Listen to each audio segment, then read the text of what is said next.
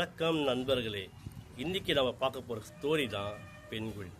இந்த பென்குயின் உடைய ஸ்டோரியை பிரபல இயக்குனர் வெர்னன் ஹெர்சாக் தான் எடுத்திருக்காருங்க. ஆக்சுவலாக இவர் ஜெர்மன் நாட்டுடைய பிரபல டைரக்டர் ஆவார். இவர் அட்லாண்டிக்கா இருக்கிற இடத்துக்கு தான் போகிறாரு. அங்கே அட்லாண்டிக்காவில் இருக்கிற விலங்குகள் மற்றும் இந்த பென்குயின்ஸ்லாம் பற்றிய டாக்குமெண்ட்ரி படம் இருக்கிறதா அங்கே போகிறாரு. அப்படி போகும்போது கூட்டமாக இருக்கிற இந்த பென்குயின்லாம் நேராக பீச்சுக்கு போடுங்க, அதான் சமுத்திரத்தை தேடி போடுங்க, அதுவும் வரிசையாக போடுங்க. ஆனால் ஒரே ஒரு பென்குயின் மட்டும் தனியாக போடுங்க. இது ஏன் தனியாக போகுதுன்னு இவரும் பின்தொடர்ந்து போகிறாருங்க. அது போயிட்டே இருக்குதுங்க. கிட்டத்தட்ட 70 கிலோமீட்டர், ஆமாங்க 70 கிலோமீட்டர் தாண்டி ஒரு மலை பிரதேசத்துக்கு போடுங்க. அந்த மலை பிரதேசம் சாதாரணமாக இல்லைங்க, பனிமூட்டம் உள்ள 0 செல்சியஸ் உள்ள பனிமூட்டம் கொண்ட ஒரு மலைப்பகுதி. இது அங்கே போகுதுங்க.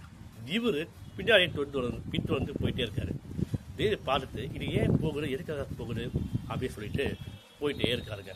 இதுவும் தனியாக போயிட்டே இருக்குங்க. சரி, யாரோ பின்னாடி வராங்கன்னு சொல்லிட்டு இது பார்த்து போயிட்டே இருக்கேன். இவரும் அதை போயிட்டே இருக்காரு. திடீர்னு என்ன பண்ணுறாரு, அந்த பெண்குயினை பிடிச்சிட்டு திரும்ப என்ன பண்ணுறாரு, அவரோட கூட்டத்துக்கு கூட போய் விட்டுறாருங்க. ஆனால் அது அந்த கூட்டத்துக்கு கூட திரும்ப போகாமல் மறுபடியும் தன்னந்தனியாக அந்த மலையை தேடி போயிட்டே இருக்குங்க. இவரும் போகிறாருங்க. திரும்பவும் அந்த 70 கிலோமீட்டர் எப்படி அவர் அங்கேருந்து கூட்டிட்டு வந்தாரோ அதே மாதிரி கொஞ்சம் கூட மறக்காமல் அந்த மலைக்கு தான் போகணும் அப்படின்ற ஒரு குறிக்கோளோட இந்த பெண்குயின் போயிட்டே இருக்குங்க. தனிமையை தேடி போயிட்டே இருக்குங்க. அக்கம் பக்கம் பார்த்துக்கிட்டு மலையை பார்த்துக்கிட்டே அது போயிட்டே இருக்குதுங்க. வேகமாக போடுங்க. போகிற பிறகு கொஞ்ச நேரத்தில் அந்த பனியை தாங்க முடியாமல் அது இறந்து போயிடுங்க. அந்த பெண்குயினை கையில் எடுத்து அவர் கதறி அழறாருங்க.